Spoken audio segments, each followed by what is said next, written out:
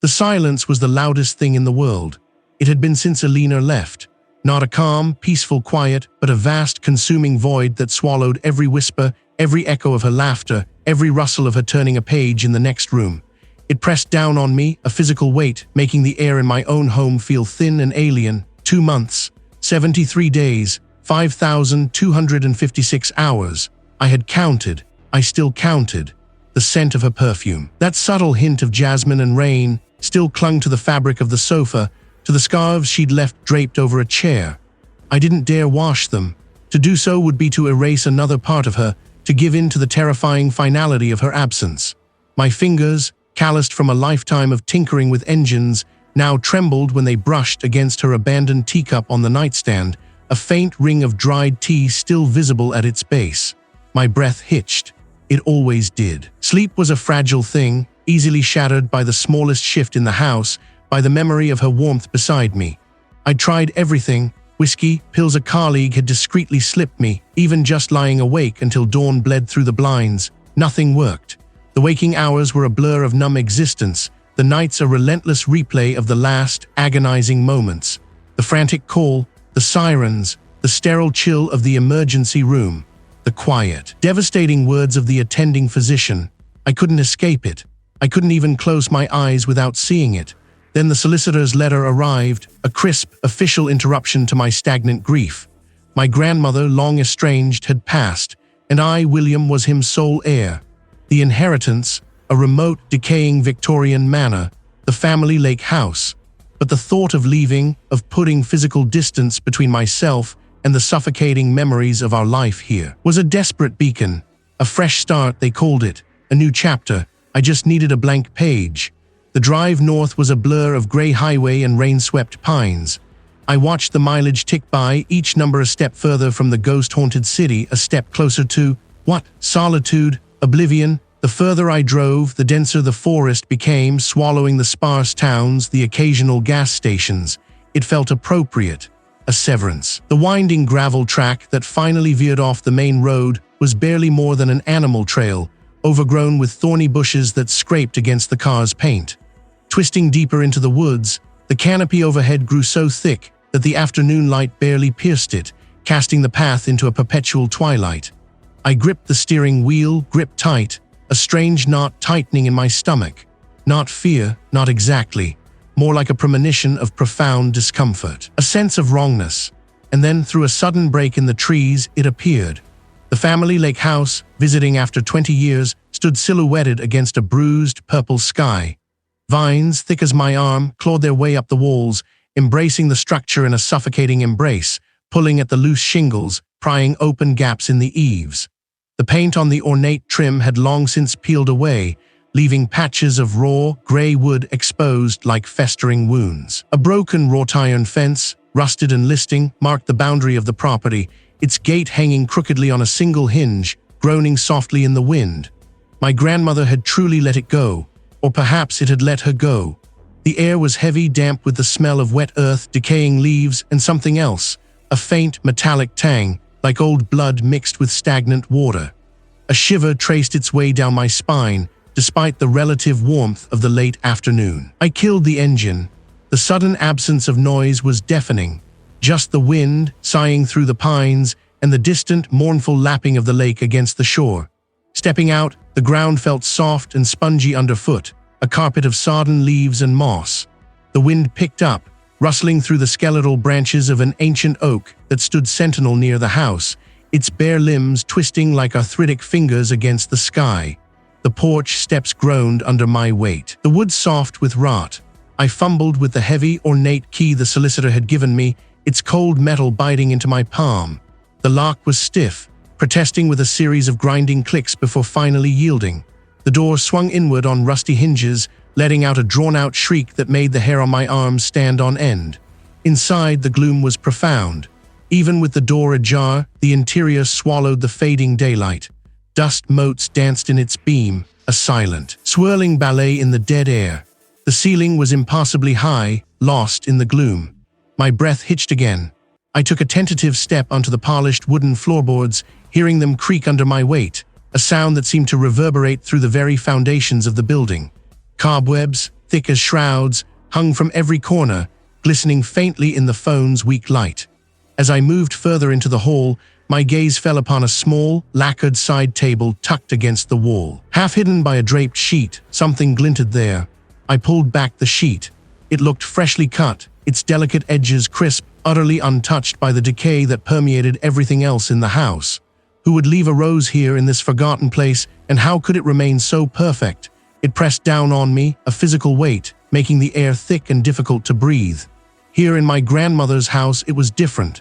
This silence was ancient, layered, like the dust on every surface. It didn't feel empty, it felt waiting. I needed a distraction. The boxes from the moving truck still stood like silent sentinels in the foyer, their cardboard skins promising forgotten lives. But unpacking felt like a surrender, an admission of permanence I wasn't ready to make. Instead, I started to walk. The ground floor was a tomb of faded grandeur. The living room, with its velvet drapes drawn tight against the world, smelled of mildew and forgotten potpourri. Dust motes danced in the sparse shafts of light that managed to pierce the heavy fabric, illuminating the tired floral patterns of an upholstered armchair. I ran a hand over a mahogany table, leaving a clean sweep in the film of grime. My fingers felt the faint carvings beneath, intricate, almost alien patterns. I shivered, though the room was stifling. A floorboard groaned under my weight as I stepped into the dining room. The long table, shrouded in a yellowed sheet, looked like a sleeping beast. I pulled back a corner, revealing the dark, polished surface scarred by years of use. A single flicker of light from the chandelier above caught my eye. It wasn't a natural shimmer. The bulb, encased in its ornate glass, actually dimmed and brightened for a fraction of a second, like a hesitant breath. I blinked. Old wiring. This house was ancient. It was just the house settling, the electrical system protesting its sudden reawakening. I told myself that. I had to. The landing was a gallery of closed doors. I chose the first on the left, pushing it open to reveal what must have been a guest bedroom. A four-poster bed, stripped bare, stood sentinel in the center. I opened its doors, releasing a puff of stagnant air. Nothing but empty hangers and the lingering scent of lavender and mothballs. My gaze fell upon a small, lacquered box on the dressing table. It was heavy, cool to the touch. Inside, nestled on frayed silk, were a handful of tarnished silver thimbles, a dried corsage, and a collection of faded photographs. I picked one up. A young woman, her hair swept up in an elaborate style, smiled stiffly at the camera. My grandmother, much younger than I remembered her. Behind her, blurry but distinct, was a body of water and a rustic wooden dock. Beyond that, a house, smaller, simpler than this manor, but with a similar steep roofline. The image triggered something, a faint echo from a distant summer. I remembered the splintery wood of the dock, the smell of pine and lake water. Why did that memory feel so distant, almost foreign now? I frowned, shaking my head. Just a photograph, a memory. As I replaced the picture, a shiver traced its way down my spine. Not a draft, but a distinct pocket of icy air that settled around me, clinging to my clothes. I rubbed my arms, my breath misting faintly in front of me. The window was latched tight. No breeze could enter. Just an old house, I repeated, drafts, poor insulation, deliberate. I moved to the next room, what looked like a study. Bookshelves lined the walls, their contents covered in a fine layer of dust. A heavy wooden desk dominated the center, its surface cluttered with an inkwell, a quill pen, and stacks of yellowed papers. I picked up a page. It was a letter, written in an elegant, looping script, but the ink had faded to illegibility. My grandmother's handwriting, perhaps. I couldn't be sure, then I heard it. It seemed to come from the corner of the room, near a tall, narrow cabinet. I froze, my hand hovering over the letter. "Hello?" I called out, my voice swallowed by the vastness of the room. Nothing, only the thrum of my own pulse in my ears. The sound of an old house, I reasoned. Wind, the settling of beams, my imagination. Frayed by sleepless nights and the constant ache of loss. I whipped my head around. My heart hammered, a frantic drum against my ribs. My palms grew slick. I was tired, that was it. My mind was playing tricks on me. I forced myself to breathe, to focus. I needed to keep moving, to keep my mind occupied. I turned from the cabinet, my gaze sweeping the room. That's when I saw it. Tucked away in a shallow alcove, half hidden by a heavy tapestry depicting a hunting scene, was a large wooden chest. There was no keyhole visible, only a complex mechanism of interlocking plates. It looked ancient, far older than anything else in the house. It was heavy, solid, unyielding. What could be inside? And why was it hidden away like this, locked with such an elaborate device? The silence in the manor had become a living thing, a predator. It had teeth.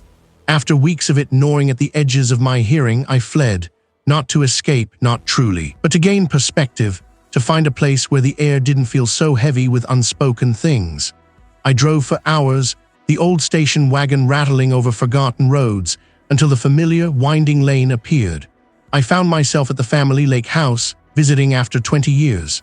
The place hadn't changed, not really. The same weathered cedar shingles, the same slightly crooked dock jutting into the placid, gray water.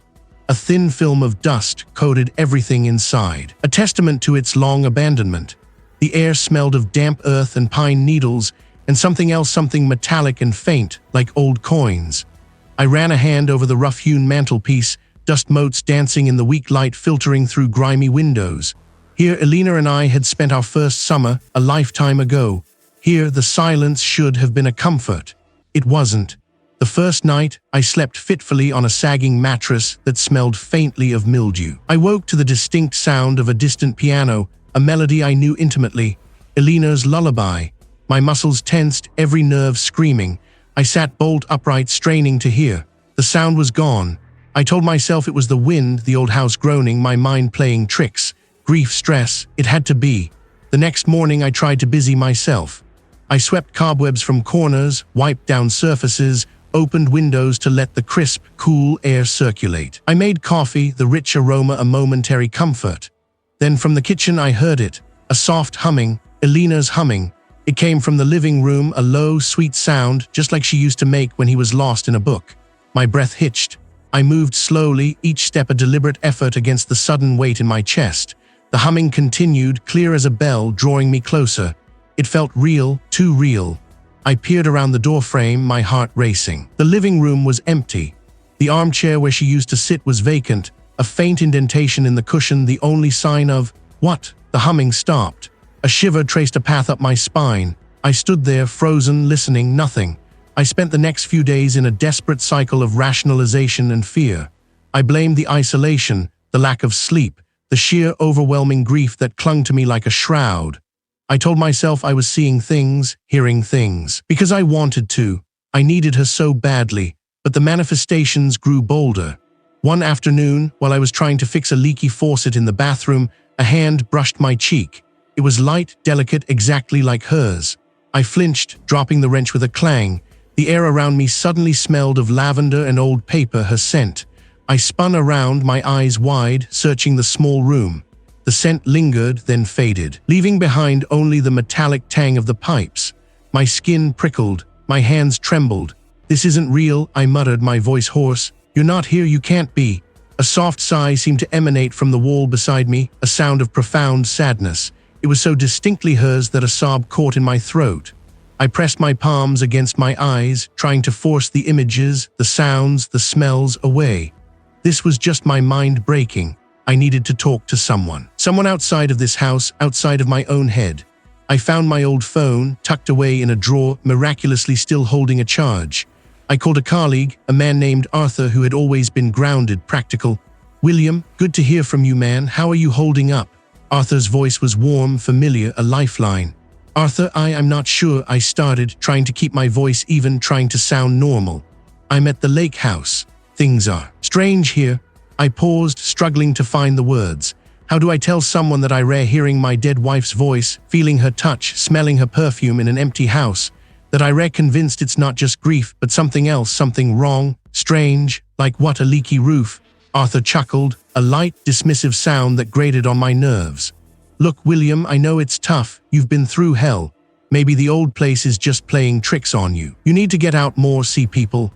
"No, it's more than that," I insisted, my voice rising slightly. I hear her, I feel her, it's like she's here, Arthur." Then Arthur's tone shifted, became more cautious, softer. "William, listen to me. It's okay to grieve. It's okay to miss her so much it hurts. My mind is trying to cope. It's playing tricks on I because it loved her so much." He didn't believe me, not really. He thought I was breaking down. And perhaps I was. But the things I was experiencing felt too specific, too personal, to be mere figments of a shattered mind. They were designed to cut deep, to exploit the rawest wound. I think I'm losing it, Arthur, I admitted, the words tasting like ash. I re not losing it, William, I re human, I re hurting, take a break, come back to the city, get some rest. I ended the call shortly after, the conversation offering no solace, only reinforcing my isolation. Arthur's kind dismissal only served to make the manifestations feel more real, more deliberate. If my grief was creating these things, why were they so unsettling? Why did they feel less like comforting memories and more like a cruel mockery? I lay awake, listening. The wind outside howled, rattling the window panes. Then I heard it again. Clear, undeniable, not a memory, not an echo, it was right there. I froze, unable to move, unable to breathe. This wasn't grief. This wasn't my mind. This was something else, something that knew me, knew my deepest fears, my most sacred vows. But what did it want me to do? And why was it tormenting me with her voice, with her touch? The cold dread hadn't vanished with the dawn. It clung to me, a damp shroud, even as the first weak sunlight filtered through the dust-laden panes of the master bedroom. My jaw ached, a testament to how tightly I'd clenched it through the night, battling the phantom chill that had seeped into my bones, a chill far deeper than the air in this old house. I knew, with a certainty that gnawed at my stomach, that I wasn't just grieving. This was something else, something here, something that had known me, felt me, wanted something from me, but what? I swung my legs over the side of the bed, the mattress groaning in protest. The house was silent now, save for the rhythmic creak of timbers settling and the distant sigh of the wind off the lake. No more waiting, no more cowering. I was William, and this was my grandmother's house, this sprawling, decaying mansion on the edge of the lake. I had come here for answers, for solace, for a fresh start. And if this house held more than just dust and memories, then I would find it, I would face it. My first thought was the study. My grandmother had been a woman of meticulous habits, a collector of arcane texts and forgotten histories. If there were secrets buried here, he would have kept them close, perhaps even documented them. The study was exactly as I remembered it from my brief childhood visits to the family lake house, visiting after 20 years. Towering mahogany bookshelves lined the walls, crammed with leather-bound volumes, their titles faded and unreadable from a distance. The air was thick with the scent of old paper, dust, and something else, a faint, metallic tang, like distant rain on iron. My grandmother's heavy oak desk sat squarely in the center of the room, still covered with a scattering of dried inkwells, a feathered quill, and a half-finished crossword puzzle frozen in time. I ran my hand over the spines of books, the rough texture of ancient binding, folklore of the northern reaches, a compendium of forgotten tongues, the hidden histories of the Great Lakes. None of them looked immediately useful, too academic, too broad. I needed something personal, something that hinted at her experience. My fingers grew grimy with dust. My back began to ache. The hours blurred, marked only by the shifting light outside and the growing frustration tightening in my chest. Nothing. There was a faint, almost imperceptible ridge, not part of the natural wood grain. I pressed harder. It gave slightly. My breath hitched. This was it. My fingers fumbled, tracing the outline of a small, perfectly cut seam. It was almost invisible, hidden by the desk's ornate carvings and decades of accumulated grime. I worked at it, trying to pry it open, but it was stiff, stubborn. I finally found a small, almost microscopic catch, a tiny metal lever recessed so deeply it was more felt than seen. With a click, a section of the drawer's false bottom slid inward. Inside, nestled in the shallow cavity, was a single leather-bound journal. Its cover was worn smooth, the corners soft with age, and no title adorned its spine. Beside it lay a small, tarnished silver locket, cool to the touch. I didn't recognize it. No pictures inside, just a faint, lingering scent of lavender. My hands trembled as I picked up the journal. It was heavier than it looked, filled with dense, looping script that was undeniably my grandmother's. I opened it to a random page, the paper brittle and yellowed, the ink faded in places. The entries were dated but erratic. Some days a flurry of words, others just a single, desperate sentence. The early entries spoke of loneliness, of the quiet beauty of the lake, of the challenges of maintaining such a grand, isolated house. Then the tone shifted.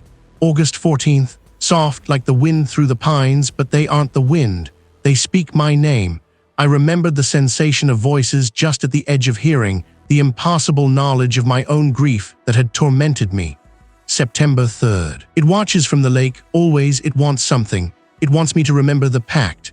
The pact. A word that stood out stark and unsettling amidst the increasingly frantic scroll. What pact with whom? October 19th. The house is alive, it breathes, it shifts. They walk the halls. They promise knowledge, power, but the price, oh, the price. My grandmother's handwriting grew more erratic, lines slanting, words underlined multiple times, ink bleeding in places as if he had pressed too hard or her hand had shaken. November 5th. The pact is old, older than this house, older than our name. It binds us, all of us, and now it binds me. The chorale sings for me. It demands payment. It demands. The entry ended abruptly, the last word a desperate, incomplete scrawl. This wasn't just a haunting. This wasn't just a house imbued with residual grief. This was something ancient, something deliberate, something that had roots deep in my family's past. My grandmother hadn't just lived here. He had fought something that had driven her to this hidden confession. And she mentioned a pact, an ancient one. My grandmother's words echoed in my mind. It binds us, all of us. Was this what had brought me here? Was this why I felt so watched, so targeted? And what exactly did the chorale demand? What was the price he had paid? And what, if anything, did it have to do with me? The last word of the journal, a desperate, incomplete scrawl, had left a raw, jagged edge in my mind. My heart hammered against my ribs, a frantic drumbeat in the sudden, suffocating quiet of the manor. The empty pages that followed felt like a tombstone, marking an end I couldn't comprehend. What silence had swallowed the rest? What terror had been too profound for even those frantic ink strokes? I closed the brittle cover, the thud echoing too loudly in the vast, empty study. Sleep offered no refuge. The fragmented thoughts of the journal's author, my ancestor, wove themselves into my nightmares. I needed to escape, if only for a few hours. I needed to breathe air that hadn't been trapped for generations. My mind fixated on a place I hadn't seen in 2 decades, the family lake house. It was a foolish impulse, a desperate grasp at a past that felt simpler, cleaner, before everything. Before the loss, before the manor. I packed a small bag, the act mechanical, my movements stiff. The drive was long, the paved roads giving way to gravel, then to a barely maintained dirt track that snaked through dense forest. Every turn felt like a descent into deeper isolation. 20 years. It had been 20 years since I last saw the place. The family lake house, visiting after 20 years, felt like a pilgrimage to a forgotten shrine. When I finally pulled up the overgrown driveway, the house itself seemed to sag, defeated by time and neglect. Paint peeled from the clapboard siding like flaking skin. The porch sagged, the railing splintered. A fine layer of dust coated everything, a testament to the decades of stillness. The air, even outside, held a peculiar scent, a mix of pine needles, damp earth, and something else, something metallic and faintly sweet, like old blood or rust. I pushed open the front door. It groaned in protest, a long, drawn-out cry that seemed to ripple through the entire structure.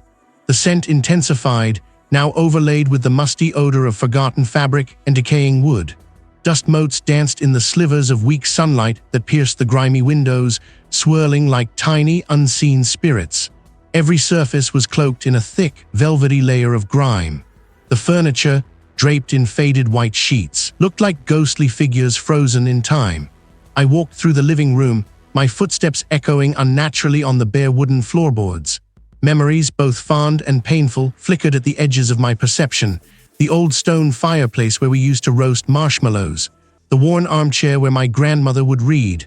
The window seat overlooking the lake, where I used to sit with my wife, watching the sun set, her hand warm in mine. A sharp pang shot through my chest. The house creaked, a low, drawn-out groan from somewhere upstairs. It wasn't the settling of old wood. It felt deliberate, a sigh. I froze, listening. Nothing. Just the faint rustle of leaves outside, the distant call of a bird. I told myself it was just the house, old and tired, reacting to my presence after so long. But a prickle of unease started to crawl up my spine. I moved into the kitchen, a space that once buzzed with laughter and the clatter of pots. Now, silence was absolute, broken only by the drip, drip, drip of a leaky faucet in the sink. The porcelain was stained brown, the metal tarnished. I reached for the handle, intending to turn it off, but my fingers brushed against a sticky residue on the faucet itself. I pulled my hand back, a shiver running through me. What was that? It felt like something organic, dried and crusty. I wiped my fingers on my jeans, trying to dismiss it as old sap or some insect secretion. As I turned to leave the kitchen, a subtle shift in the air caught my attention. The light from the window seemed to dim for a fraction of a second, then brighten again. Not my reflection. It was a woman standing just behind me, her form indistinct, shimmering like heat haze. My breath caught in my throat. I spun around, my heart leaping into a frantic gallop. Only the empty kitchen, the dripping faucet, the dust. It had to be. I stumbled out of the kitchen, my resolve to find solace here crumbling. I needed to get out to breathe. I headed towards the back door, which led to a small, rickety deck overlooking the lake. I just needed a moment of fresh air. It was her voice, my wife's voice, but it was wrong, distorted like a broken record, the syllables stretched and warped, echoing with a faint, guttural resonance that made my stomach churn. I spun around, my eyes wide, searching the dim interior of the house. And then I saw her. She stood in the archway connecting the living room to the dining room, bathed in the muted light filtering through the grimy windows. It was her hair, the same deep auburn, her height, her slender frame, but it wasn't her. Her face was a mask of agonizing familiarity, yet utterly alien. Her eyes, usually warm and bright, were wide, vacant pools of black, reflecting no light. Her lips were stretched into a grotesque, too wide smile that showed too many teeth that seemed too long, too sharp. Her hands, long and skeletal, slowly lifted, reaching out to me. The familiar wedding ring glinted on her finger, a cruel mockery. One of her fingers bent backwards, a sickening snap audible even over the frantic hammering of my own heart. I couldn't move, my breath hitched, a ragged gasp. This wasn't grief. This wasn't my mind playing tricks. This was it, the thing from the manor. It had followed me. It was here, and it was wearing her face. Her smile widened, the skin around her mouth stretching taut, threatening to tear. Her head tilted further, a slow, deliberate movement that made her neck crack audibly. She took a step forward, then another, her gait a horrifying parody of her graceful walk, her knees bending at unnatural angles, her body swaying as if puppeteered by invisible strings. I could see the fine lines of her palm, the faint scar from an old kitchen accident. But beneath the skin, something was wrong, something writhed, shifted. It wasn't flesh and bone. It was a mimicry, a costume. I finally found my voice, a strangled, guttural sound. No, I screamed, the single word ripping from my throat, raw and desperate. I stumbled backwards, tripping over my own feet, scrambling away from the horrifying apparition. My back hit the door frame, the wood splintering under the impact.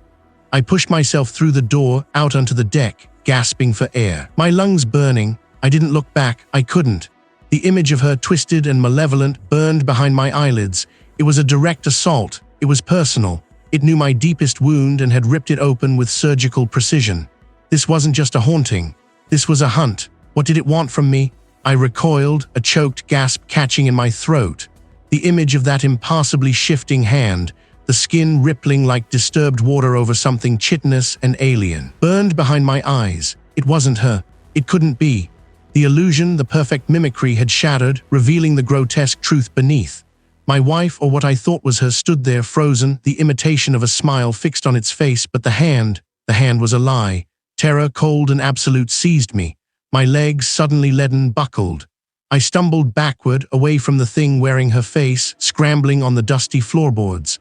The air in the manor thickened, pressing down, heavy with the scent of decay and something else, something metallic and sharp, like old blood. I pushed myself up, my heart a frantic drum against my ribs, each beat a painful thud. I had to get out, not out of the room, but out of this house, this suffocating tomb of lies. I fled, not caring where, just away from the presence, away from the sickening revelation. The following days blurred into a haze of frantic, sleepless desperation. The manor, once a place of melancholic refuge, had become a cage, its walls whispering secrets I no longer wanted to hear. I barely ate, barely slept, sustained only by a terrible clarity. I wasn't losing my mind. Something real, something monstrous was here, and it wanted me. I started with my grandmother's study, the room I had avoided since discovering her journals. I pulled every book from every shelf, tearing through yellowed pages, scanning for keywords, manifestation. Echo, packed, chorale. The dust, thick and cloying, irritated my lungs, but I ignored it, driven by a fear that gnawed deeper than any physical discomfort. Among the academic texts on regional folklore and natural history, I found a slim, leather-bound volume tucked behind a heavy tome on fungi. Its cover was blank, the leather cracked and dry. Inside, the paper was almost translucent, filled with dense, spidery script in a language I didn't recognize, but interspersed with crude, unsettling sketches. Stick figures with too many limbs, faces contorted in silent screams, and swirling patterns that seemed to shift if I stared too long. There were symbols, too, etched repeatedly, a jagged star within a broken circle. My skin prickled. This wasn't a local history book. This was something else entirely. I spent hours poring over the book, comparing its symbols to those I found in online databases of obscure cults and forgotten languages. Nothing matched perfectly, but enough elements resonated with ancient European folk horror and early American frontier superstitions to send a shiver down my spine. I copied down passages, cross-referencing, my fingers smudged with ink and dust. The Manor's library also yielded a collection of local newspaper archives, brittle and smelling of mildew. I focused on articles from the late 19th and early 20th centuries, searching for anything unusual. Unexplained disappearance of local fishermen, family seeks answers after daughter vanishes, strange illness afflicts prominent landowner. There were dozens of them, not murders, not accidents, but simply gone. Or, in the case of the illnesses, accounts of individuals descending into a profound, inexplicable madness, babbling about stolen memories or voices from the trees before wasting away. A pattern, faint but undeniable, began to emerge. These events were clustered, often occurring during specific seasons, always near the old manor lands. It had been 20 years since I last visited.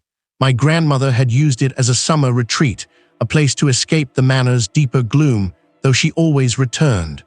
I vaguely recalled her mentioning that some of the older family records, less important things, were stored there. The drive to the family lake house, visiting after 20 years, was a blur.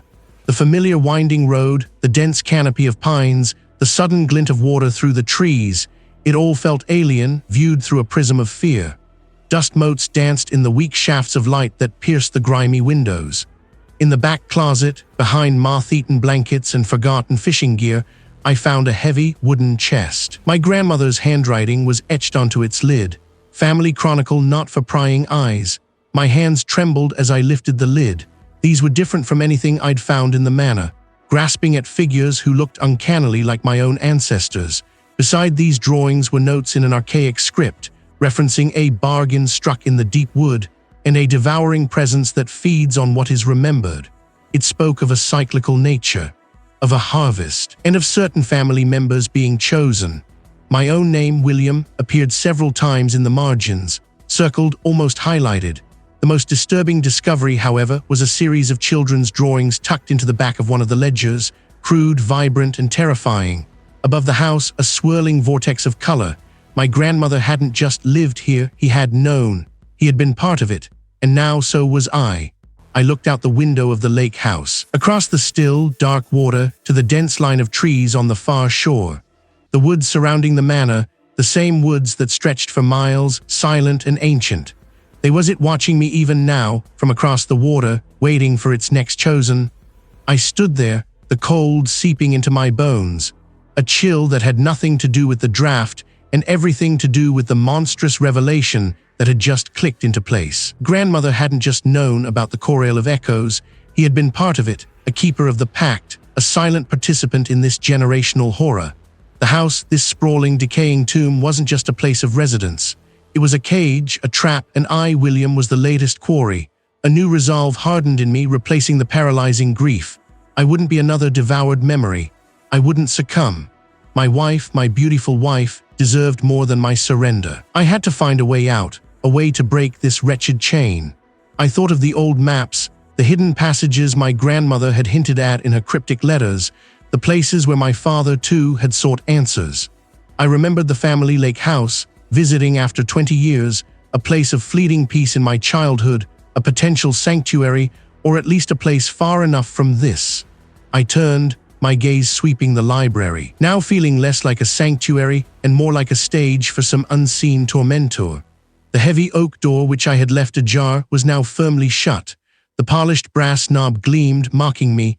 I reached for it, my fingers already numb with a cold dread that began to crawl up my arm. It wouldn't turn. It was locked. I rattled it then again harder.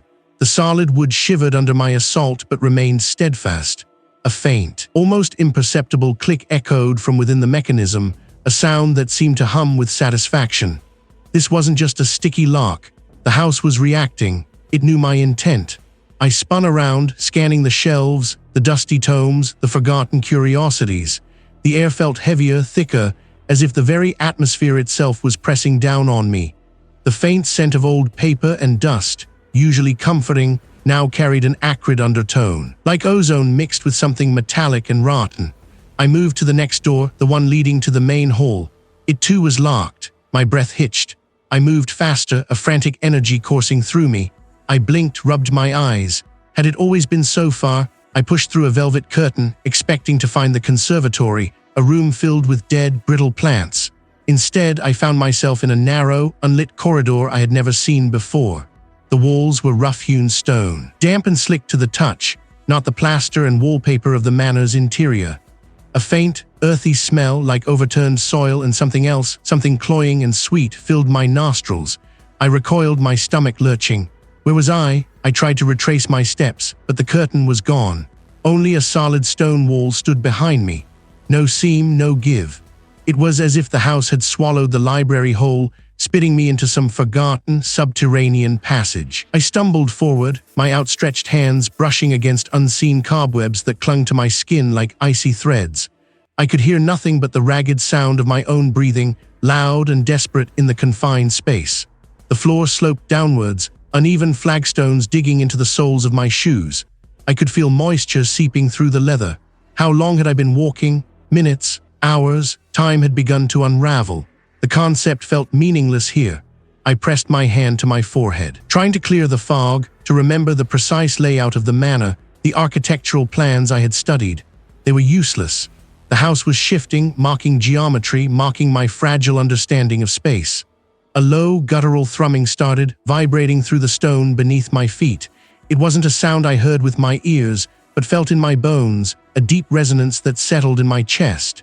It grew, a pulse, slow and deliberate, then accelerating, until it felt like my very cells were vibrating in unison with the unseen force. My vision blurred at the edges. It was not a distinct voice, but a multitude, a chorus of sibilant breaths, just beyond the reach of understanding. It spoke of memories, of loss, of a love that was fragile and easily broken. It wove in fragments of my wife's laughter, the scent of her hair, the exact curve of her smile. It was a beautiful agony, a cruel manipulation. They were my memories, twisted, weaponized. The floor beneath me gave way slightly, a soft crumble of stone, and I pitched forward, my hands scraping against rough rock. I gasped, a cry caught in my throat. When I opened my eyes, the tunnel was gone. I was standing in a vast, echoing chamber. The air was still, heavy with the scent of damp earth and something metallic, like old blood. They were offering up smaller, human-like shapes to a central, swirling vortex. The thrumming intensified, a painful pressure behind my eyes. I felt a profound sense of wrongness, a fundamental twisting of reality. It was coming from the swirling vortex in the carvings, or was it from somewhere else in the chamber? Was I truly seeing a carving, or was the vortex opening? My legs felt like lead. My throat was dry, raw. I tried to speak, but no sound emerged. They coalesced into a single, resonant hum that vibrated through the chamber, through my skull, through every fiber of my being. This wasn't just a house. It was a living, breathing entity, and it was playing with me, isolating me, breaking me down piece by agonizing piece. Was this the true form of the Chorale of Echoes, or merely its antechamber? My grandmother hadn't just known about the Chorale of Echoes. He had been part of it, a keeper of the pact, a silent participant. The thought curdled in my gut, a bitter taste rising to my tongue. Her carefully cultivated eccentricities, her reclusive nature, the way her eyes would sometimes glaze over, as if listening to a distant, unheard symphony, it all clicked into place, a horrifying mosaic of complicity. I felt a tremor run through me, not from the cold of the manor, but from the cold dread of understanding. I couldn't stay in that house, not with its walls whispering accusations, not with the weight of generations pressing down on me. I needed air, a different kind of quiet, a place untouched by the immediate stench of my inheritance. My mind, frantic, latched onto a memory, a refuge from childhood summers, the family lake house. I hadn't been there in 20 years, not since my early 20s, before the world had carved its deeper lines into me. It felt like a desperate, illogical impulse, but I needed to escape the manor's suffocating truth, even if only for a few hours. The drive was a blur of rain-streaked highway and gnawing thoughts. The landscape flattened, the dense woods giving way to scattered clearings, and then the familiar, narrower road that hugged the lake's edge. When I finally turned down the long, gravel driveway, the tires crunched a familiar rhythm. The house stood shrouded in overgrown foliage, a forgotten sentinel against the gray sky. It was smaller than I remembered, a modest two-story cabin of weathered cedar, its paint peeling like sunburnt skin. The air here was different, damp with the scent of pine needles and decaying leaves, a sharp contrast to the manor's musty, ancient stillness. Now it felt like a mausoleum. The key, hidden beneath a loose brick by the front steps, was exactly where it had always been. The lock groaned in protest, a rusty shriek that echoed in the quiet. Inside, the air was thick and stagnant, heavy with the smell of old wood, dust, and something else. Something faintly metallic, like forgotten pennies. Dust motes danced in the weak shafts of light filtering through grimy windows. I walked through the living room, past the stone fireplace where we'd roasted marshmallows, past the worn armchair where my grandfather would read. Everything was covered in a fine layer of grit, a testament to 2 decades of neglect. Upstairs, in what had once been my grandmother's small writing room, I found it, tucked away in a mahogany desk drawer. Beneath a stack of old postcards depicting picturesque lake scenes lay a leather-bound journal. Its pages were brittle, the paper yellowed, and the script within was my grandmother's elegant, looping hand. I sat down, the chair creaking under my weight, and began to read. Her entries were not daily logs, but fragmented thoughts, observations, and increasingly desperate pleas. She wrote of the bargain, of the lineage's debt, and of the anchor. The early entries spoke of a time before, of a great fear that had driven her ancestors to seek a solution, a protection from a creeping horror that had threatened to unravel their very minds. They had found the Corail, not as a malevolent entity initially, but as a power, a shield, a way to bend reality, to escape the crushing weight of another, greater unknown. But the shield came with a price, a terrible, escalating price. It demands its due, she wrote, her elegant script becoming frantic, slanting wildly across the page. Every few generations, a life, a vessel to anchor it, to contain its song. The words blurred on the page, but their meaning was stark, undeniable. The pact wasn't just for power or protection, it was a desperate inherited curse, a debt paid in flesh and sanity. She described the anchor as the focal point, the human conduit through which the Corail could manifest, could exist in our world without tearing it apart. This anchor would be chosen not by chance but by lineage, by inheritance. The eldest surviving son, a later entry stated, underlined multiple times, when the time is ripe, the cycle renews. My hands began to tremble, the journal shaking in my grip. My grandfather had been the eldest son, but he had died young, unexpectedly. My father, his brother, had been spared. But I was the eldest surviving son of the next generation. My wife's death, my subsequent inheritance of the manor, my sudden retreat into its depths, it wasn't coincidence. It was a terrible, orchestrated sequence. The metallic smell in the air grew stronger, sharper, like ozone before a storm. My throat tightened. They were the entity reaching out, stretching its tendrils, preparing for its designated host, for me. I wasn't just a victim stumbled into a haunted house. I was the target, the chosen one, the next sacrifice. I was the anchor. The realization hit me with the force of a physical blow, knocking the air from my lungs. My vision swam. The words on the page seemed to writhe, the ink pulsing with an unholy light. I gasped, a dry, rattling sound in the suffocating quiet of the old lake house. What did an anchor do? What did it become? And how did one fight a destiny woven into the very fabric of their bloodline? A pact made generations before they were even conceived. The journal lay discarded, its brittle pages splayed open like a fallen bird. My grandfather, the eldest son, my father, his brother, spared, and me, the eldest surviving son of the next generation. The words echoed, a cold, hard knot in my stomach. I was next. The manor wasn't just a house. It was a trap, a cage built across generations, waiting for its designated occupant. The thought of staying, of waiting for whatever transformation had claimed them, made my breath catch in my throat. I simply couldn't. A desperate surge of adrenaline pushed me to my feet. Escape. That was the only option. I would leave now before the walls closed in completely. My grandmother's cryptic warnings, the strange whispers, the distorted reflections, they coalesced into a single, undeniable truth. This place wanted me and I wanted out. My wallet, my phone, essentials. I didn't bother with a bag. There was no time for packing, only for flight. The front door groaned open, a sound like an old man sighing. I didn't look back at the hulking silhouette of the manor. My gaze was fixed on the winding gravel drive, the only way out. I could reach the nearest town, call for help, find a place to hide. My mind raced, forming a plan, any plan, that didn't involve me becoming another lost memory in this house. My car roared to life, a comforting rumble that vibrated through the steering wheel. The trees pressed in on either side, their branches skeletal against a sky that was already bruised with twilight. I pushed the accelerator, the old engine whining in protest, but I needed speed. I needed distance. I knew where I was going, the old family lake house, visiting after 20 years. It was distant, isolated, but it was mine, or at least, it held memories of a time before all this. A sanctuary. Perhaps a place to gather my thoughts, to understand what I had read, what I was truly up against. I remembered the scent of lake water, the smooth stones on the shore, the way the sun used to splinter through the leaves of the ancient oaks. The road twisted, familiar yet subtly wrong.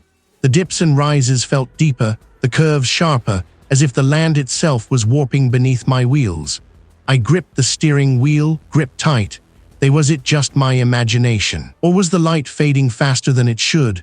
The metallic scent intensified, a sharp tang that made my nose prickle. I tried to focus on the road, on the promise of the lake house.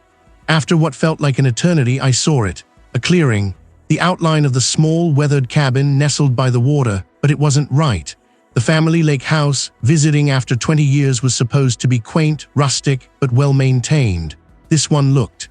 The paint had peeled away in great strips, revealing raw, gray wood. The air here was still heavy, and the metallic tang was overwhelming now, mixed with something like damp earth and stale dust. The sudden silence was deafening, broken only by a low, almost imperceptible hum that seemed to vibrate in my very bones. The lake, usually a vibrant blue-green, was a flat, dull gray under the deepening sky, its surface utterly still, reflecting nothing. No birds sang, no insects buzzed. Just that hum and the smell. It was everywhere. I pushed open the car door, the hinges protesting with a rusty shriek. My legs felt heavy as I stepped out onto the gravel. The ground felt soft, spongy beneath my feet, not the firm earth I remembered. This wasn't the lake house, not really. It was a mockery, a twisted echo. As I took a step towards the porch, the air around me thickened, growing heavy, almost viscous. The hum intensified, vibrating now in my teeth, a low frequency that seemed to shake the very ground. My vision blurred at the edges, the world seeming to waver, to breathe. Then a sudden violent force slammed into my chest. It wasn't a physical blow, not a fist or a branch, but something unseen, immense, like being hit by a wave of pure sound and pressure. My feet flew out from under me. I gasped, struggling for air, the metallic tang burning in my lungs. I hit the ground hard, my head snapping back, a blinding flash of white behind my eyes. Pain exploded in my shoulder, in my ribs. The hum was a roar now, vibrating through the earth, through my entire body. I could feel it, a presence vast and indifferent pressing down on me. The trees around the lake house seemed to twist, their branches writhing like gnarled limbs. Panic, raw and unreasoning, clawed at my throat. I tried to push myself up, to crawl, to run, but my limbs felt like lead. It was telling me I couldn't leave. Then the world spun. I felt a tremendous pull, not on my body, but on something deeper, something inside me. It was like being stretched, pulled taut across an impassable distance. My vision swam, my ears rang. The metallic tang was now so strong it felt like I was choking on iron. When the spinning stopped, the air was still, heavy with the scent of old dust, and something faintly floral, like funeral lilies. My body ached, every muscle screaming in protest. The front door, which I had closed behind me, was shut tight. My car keys lay several feet away, glinting innocently on the oriental rug. I was back, battered, bruised, and utterly defeated. The lake house, my desperate attempt at sanctuary, had been nothing but another illusion, another facet of its reach. It had never intended to let me go. But if I couldn't escape, what did it want from me? I was next. The manor wasn't just a house, it was a hungry maw.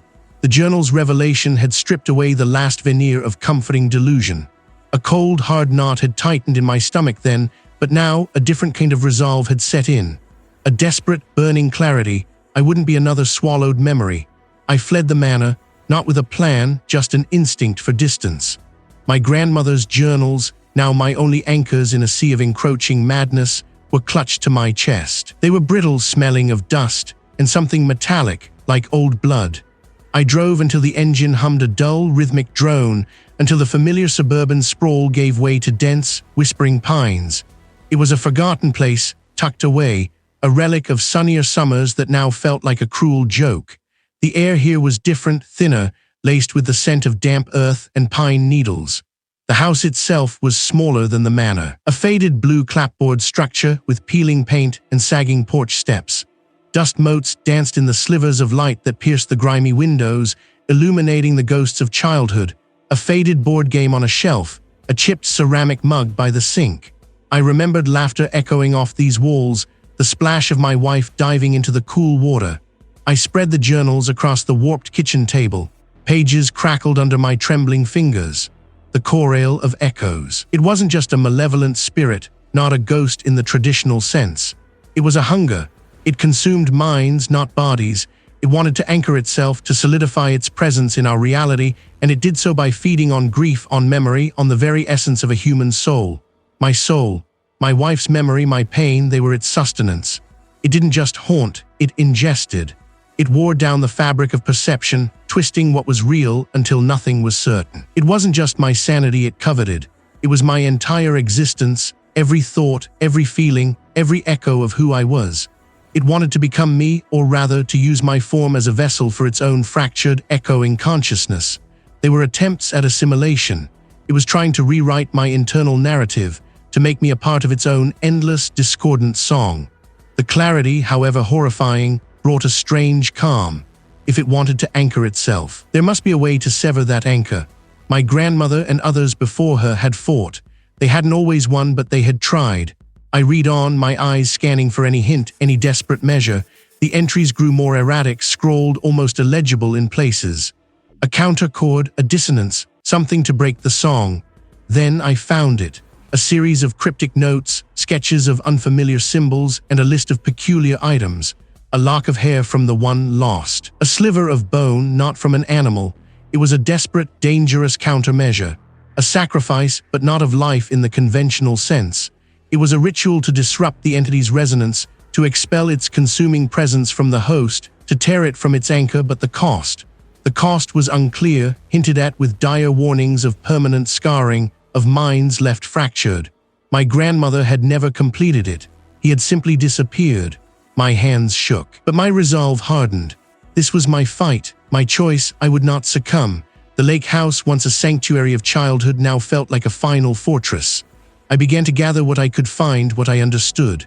The lake beyond the window turned a deeper, more ominous gray. The entity was aware. It knew I was trying to fight back. What would happen when I found the bone? My hands trembled, but the iron was colder.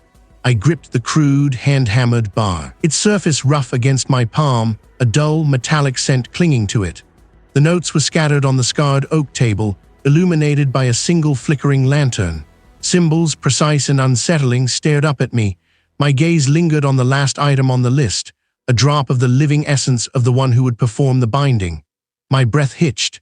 The implication was clear, chilling. I was the one, my essence.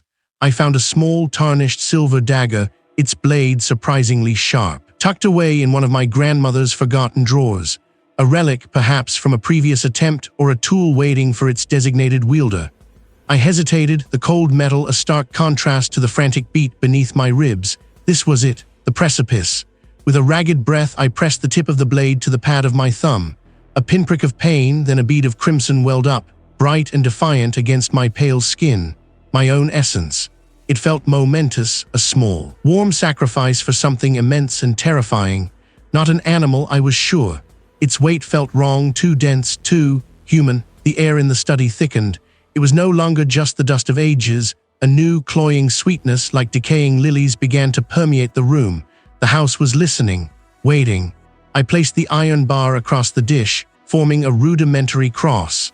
My voice was a dry rasp as I began to recite the words. Unfamiliar syllables that felt like grit on my tongue, plucked from the faded pages of my grandmother's journal. Each sound seemed to vibrate not just in the air, but in the very foundation of the manor. The floorboards beneath my feet groaned, a deep, resonant complaint. The first tremor was subtle, a vibration that started in the floor and climbed up my legs, making my teeth chatter. Then the walls began to hum. A low, continuous thrum that grew in intensity, like a colossal, invisible engine starting up deep within the earth. Dust motes, disturbed from decades of slumber, danced in the lantern light, swirling faster and faster until they became a miniature golden cyclone. The temperature plummeted. My breath plumed in the frigid air. The scent of decaying lilies intensified, now mixed with something metallic, like old pennies, and something else, something wet and earthy, like upturned soil after a long rain. They spoke in a language I couldn't comprehend. Yet their tone was one of immense hunger, of ancient, boundless malice. My head swam. It was like standing at the bottom of a vast, echoing well, filled with the collective unconscious of 1,000 forgotten sorrows. The room lurched. A violent shudder threw me against the table, sending the notes scattering. I righted it, my hands clumsy with fear. The ritual, I had to continue. I forced the next set of syllables from my throat, my voice trembling. As I spoke, the walls of the study began to ripple. Like water disturbed by a stone, the solid plaster undulated, stretching and contracting. The portraits on the walls twisted, their painted faces contorting into silent screams. Then the floor vanished. One moment, I was on solid oak. The next, my feet were sinking into cool, damp sand. The cloying scent of lilies was replaced by the fresh, crisp smell of pine and lake water. The hum of the manor was abruptly replaced by the gentle lapping of waves against a shore. I blinked, disoriented. The study was gone.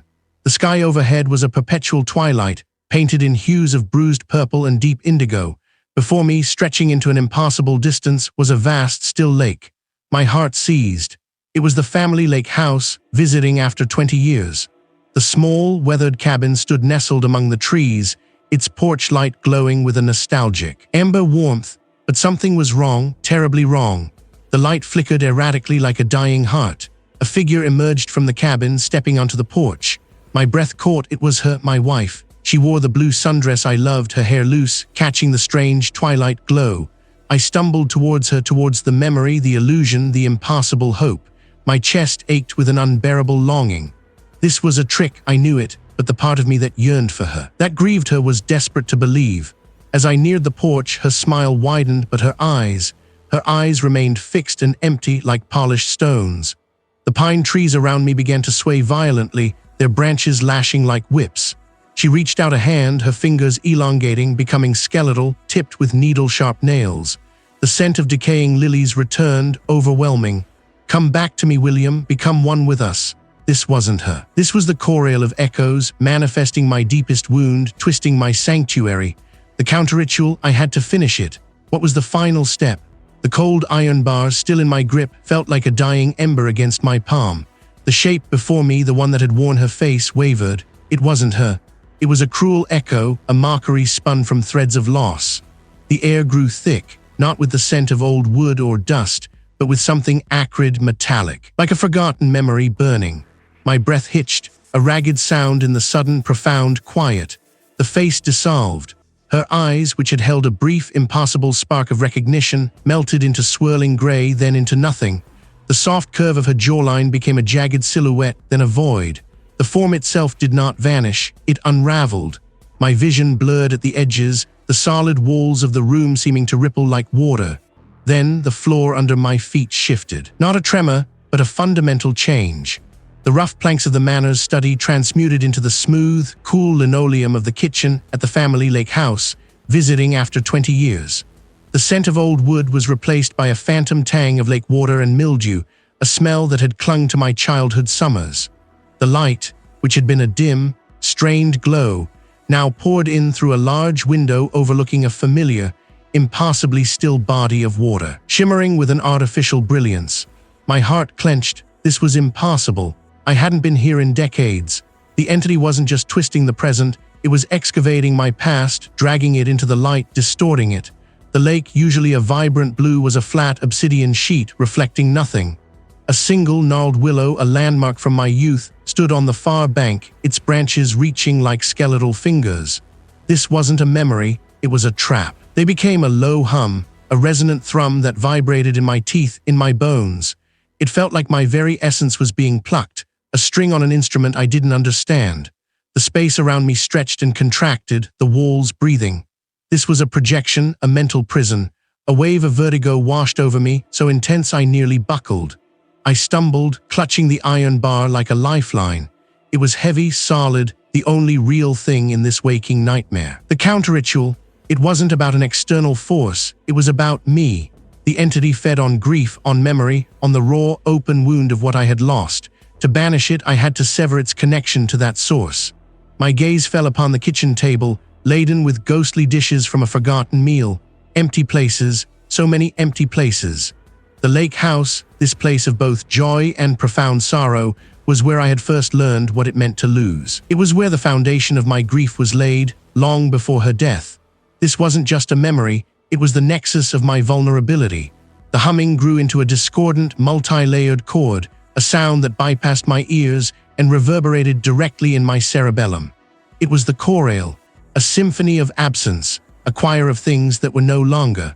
I could feel its tendrils probing, seeking purchase, trying to root deeper into the rich soil of my despair. It wanted to consume not just my future, but my past, to make every cherished memory a conduit for its presence. My determination hardened. I had to offer it something it couldn't consume, something that would choke its connection to me. It was a tool, a focus. But what was the sacrifice? The answer, when it came, was not a thought, but a visceral ache. It wasn't a physical offering. It was a part of myself, a part that the entity found most delicious, most sustaining. My grief. Not just the grief for her, but the deep, foundational grief that this house embodied, the grief that had made me susceptible from the start. I had to let it go. Not forget, but sever the emotional hold, cauterize the wound. Could I willingly excise the very core of my sorrow, knowing that it was also inextricably woven with the love I had felt? The entity seemed to sense my internal struggle. The lake outside the window rippled violently, though no wind stirred. The spectral dishes on the table rattled, then shattered with silent, impossible cracks. It was trying to overwhelm me, to make me cling to the very pain I needed to release. Its weight was a comfort, a truth. I focused on its metallic tang, on the rough texture of its surface. I imagined it as a blade, not for flesh, but for memory. My breath came in shallow gasps. This was a symbolic death, a severing. If I succeeded, what would be left of me? I opened my eyes. The lake house kitchen was still there, but the edges were fraying, dissolving into smoky wisps. The chorale was trying to hold its grip, but my resolve was a counterforce. I raised the iron bar not to strike, but to point. I pointed it at the vast, echoing space that was the entity, the space that had been her face, the space that was now this twisted lake house. No, I rasped, my voice thin but firm. No more. I focused not on the grief itself, but on the feeding. I pictured the tendrils, the hooks it had sunk into my past, into my love, into my sorrow. With every ounce of my will, I imagined the iron bar as a conduit, drawing that connection, that agonizing, nourishing link out of me. It was like pulling a root from deep earth, a tearing sensation that brought a guttural cry from my throat. My vision went white, then black. My body convulsed. It was a release, yes, but not a peaceful one. It was a surgical excision, leaving behind not healing, but a gaping, cauterized absence. The chorale shrieked, a sound of pure, unadulterated fury and pain, a sound that seemed to tear the very fabric of the distorted lake house around me. The phantom walls buckled, fragmented, then shattered into a million glittering dust motes. I fell to my knees, gasping, the iron bar clattering to the floor. The lake house was gone. The manor study was back, but it looked different, sharper somehow, yet muted. The entity was gone, but what had gone with it? Had I truly won, or had I merely traded one form of emptiness for another? The air at the family lake house, visiting after 20 years, was thin and sharp, carrying the scent of pine needles and damp earth. It had been decades since I'd last seen the place, a lifetime really. The old manor, my grandmother's house, was gone, or if not gone, then certainly inaccessible. I didn't try to find out. I just left. The memory of the crumbling walls, the echoing silence, the things that had slithered through the shadows of my grief, they were a wound I carried, invisible but constantly throbbing. I told myself I had won, that I had pulled the tendrils out, severing the connection. The iron bar, cold and heavy in my hands, had been a conduit, a weapon, a desperate gamble. I remembered the sensation, a wrenching, tearing agony, like something vital being ripped from my very core. But I had done it. I had survived. The lake house was meant to be a sanctuary, a small, unassuming cabin nestled amongst ancient firs, its windows overlooking the placid, dark waters of the lake. I had inherited it too, a forgotten corner of the family's twisted legacy. It was a place of childhood summers, of sun-drenched days and the scent of grilled fish, or so I remembered. The reality, filtered through the lens of what I had endured, was different. I ran a hand over the rough-hewn timber of the porch railing. Splinters. The wood was dry, thirsty. Everything felt parched, even the lake itself, which seemed to recede from the shore, exposing patches of muddy, cracked earth.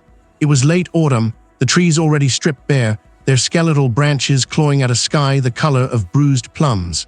A thin film of ice had begun to form at the edges of the lake, a delicate, almost invisible barrier. I had spent weeks here, trying to reclaim some semblance of myself. My routines were simple: wake with the pale dawn, make coffee, sit by the window, stare at the lake. Sometimes I would walk the narrow, overgrown paths, crunching through fallen leaves, listening to the wind sigh through the pines. It was just empty, or so I tried to convince myself. My reflection in the window pane was a stranger, gaunt, eyes too wide, too haunted. I saw the worry etched around my mouth, the permanent furrow in my brow. I had aged, not just in years, but in essence. Something had been taken from me, something irreplaceable, beyond my wife's death, beyond my peace, and something else had been left behind. A residue, a faint, persistent hum beneath my skin. They were quieter now, almost imperceptible, like distant echoes in a vast, empty hall. Sometimes, when the wind was just right, I could almost hear my wife's name carried on the breeze, a mournful, drawn-out sound. I knew it wasn't real. It couldn't be. I had fought. I had won. One afternoon, I was cleaning out an old storage cupboard, dusty and smelling of mothballs. Among the forgotten fishing tackle and rusted tools, I found an old photo album. Its cover was faded velvet, the gold lettering worn smooth. I opened it carefully, the brittle pages threatening to crumble. Pictures of my mother, young and vibrant, laughing by the lake. My father, strong and quiet. And then a photo of my grandmother, standing by the manor gates, her expression unreadable even then. And in the background, just visible, a faint, almost transparent shimmering, a distortion in the air. I remembered seeing it at the manor, a subtle ripple in reality. I dismissed it. An old photo, poor quality. But then I saw another picture. My wife. He was smiling, her arm linked with mine, standing on this very porch 20 years ago. We had visited once, briefly. Before the manor became part of my life, before the grief consumed me, before the entity. I looked closer at the photograph. Behind her in the glass of the window, a faint, almost translucent shape. It was elongated, impossibly thin, like a ripple in water. My breath hitched. I squeezed my eyes shut, then opened them again. The shape was still there, a ghost in the emulsion. It mirrored my own current reflection in the glass, but subtly distorted, stretched. My heart began to beat a quick, frantic rhythm against my ribs. It was a trick of the light, a trick of my mind, still frayed at the edges. I put the album down, my hands trembling. The air in the cabin suddenly felt thick, heavy. I walked to the window, staring out at the lake. But then I saw it, not in the water, but on it. A series of concentric ripples, expanding slowly from the very center of the lake, where no stone had been thrown, where no wind stirred the surface. My skin prickled. No, not prickled. It felt wrong, too warm, too quick, like a fever. A strange, vibrating sensation began in my chest, a low thrum that seemed to resonate with the expansion of the ripples. It wasn't painful, not yet, but it was there, and it was familiar. I pressed my palms to the cold glass. The ripples reached the shore, lapping softly against the muddy banks, then faded. The lake returned to its unnatural stillness. But the thrumming in my chest intensified, spreading through my limbs, tingling at my fingertips. I felt porous, as if the barrier between inside and out had thinned to nothing. I remembered the iron bar, the desperate act of severing. What if I hadn't pulled it out? What if I had merely pulled it in? It wasn't my wife's name this time. It wasn't even a word. It was a resonance, a chorus of echoes, forming not in the air around me, but within *me. A vast, echoing chamber opening up inside my own skull. I closed my eyes, trained to block it out. A presence, not outside, never outside again. When I opened my eyes, the lake was still, the sky still bruised, but the reflection in the window, it wasn't just my gaunt face staring back. Within my own eyes, deep in their depths, I saw a subtle shimmering, a distortion, a ripple. Was this the resolution I had fought for? Was this the victory? Or had I merely become the newest, most intimate chamber for the chorale of echoes to sing? And if so, what new song would I be forced to learn?